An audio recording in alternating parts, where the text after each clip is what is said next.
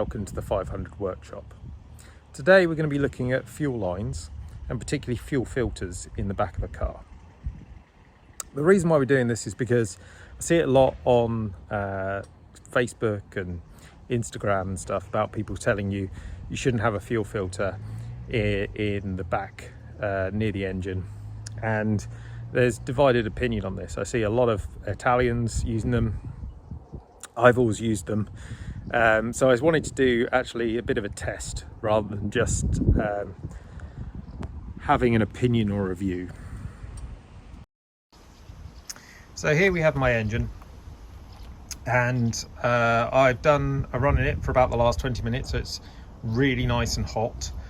And here I have my fuel filter coming off my fuel pump and through this bracket off the engine there.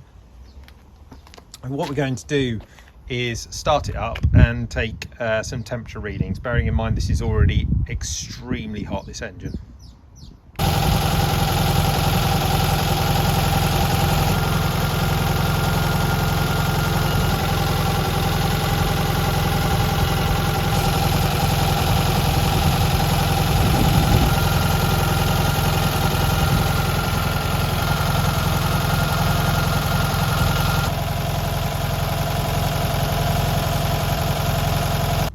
Now, you can see there from some of the temperatures that I've taken around the engine, the exhaust is definitely the hottest spot, which you'd expect, and that's running anywhere between kind of 150 and probably 170 Celsius. The actual kind of area around the fuel itself is running anywhere between 50 and 60 Celsius. So there is a massive difference there. Now, I know we haven't got the boot lid shut, or engine lid, whatever you want to call it, so you'd expect some heat to be retained when that is shut, but also you'd expect while running to get cool air coming through to cool it. Obviously we're standing still at this point just after going down some dual carriageway and running it for about 20 minutes, so it has had a big heat cycle. But this has very little movement in it because of the short hose here and the clip here. So the chances of that getting anywhere near the exhaust and getting to some serious temperatures is very limited. Now, the engine might overheat for many reasons, fan failure, etc., but normally you'd expect to hear a fan failure. Yes, that this itself is unlikely to go kind of probably much past 100 degrees Celsius, I'd imagine, but you've got the fuel cooling it as well coming through from the front, so the fuel stays cool and keeps cooling the system as it goes.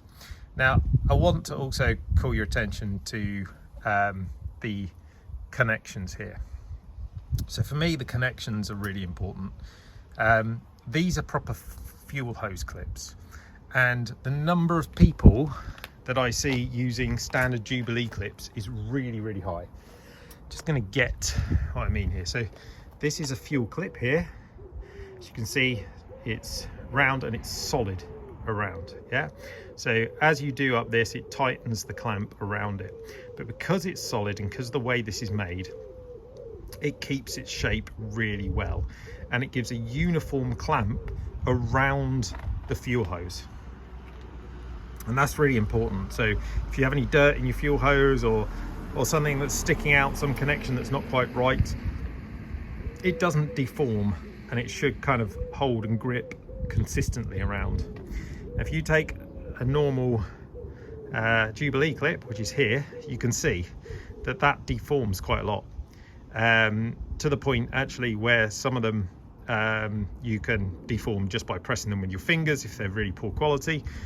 They've got all these perforations in, which helps the screw kind of tighten it up, but they don't actually get as tight, and they can deform with bits that might stick out or protrude, and so you are far more likely to get a fuel leak from one of these than you are one of these. So if you have these on any of your fuel lines, I recommend highly that you replace them with these.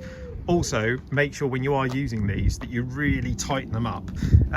I've made the mistake before of thinking it was tight and then realizing that I could still keep going. Now, they do have a slot for a screwdriver, but they're also hexagonal, so you can use a ratchet on them, and that's what I recommend doing. You get a lot more leverage with a ratchet than you do a screwdriver. The other thing that I think is really, really important, I see this stuff being used a lot. Now, this is traditional fuel line for these engines, but it's not modern day fuel line made for modern day fuels. It's plastic. I see it going brown in a lot of cars with the Jubilee clips and not the fuel line clips.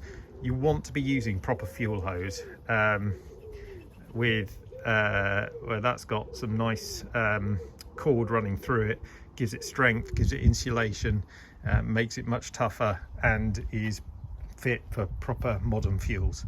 So in my view, yes.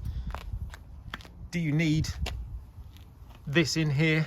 I like it in there. It tells me that fuel is coming through. I can check the quality of the fuel that's coming through, and that's why I run it. It does introduce 2 more points where you have fuel clips, so 2 more points where fuel could leak, I guess. But my view is that if you're using the right clips with the right fuel hose, if you're maintaining your car properly, if you're changing the hose regularly, like every 2-3 years, for good quality, proper fuel hose, then you will have no problems with a fuel filter. It's a consumable part. You are meant to change it regularly. There are a couple of stories that I've heard of where the engine's got so hot that it started to melt, but that I think can only do it if you haven't got the right cooling, or if the fan's broken, or something like that. So, but then then you've got trouble anyway. You're running your engine far too hot, and there could be issues there. So whether you choose to run one or not, I think is entirely your choice. But as I say, my recommendation is use proper fuel hose, change it regularly, change the clips, make sure they're the right clips, and running at these temperatures, you shouldn't have an issue.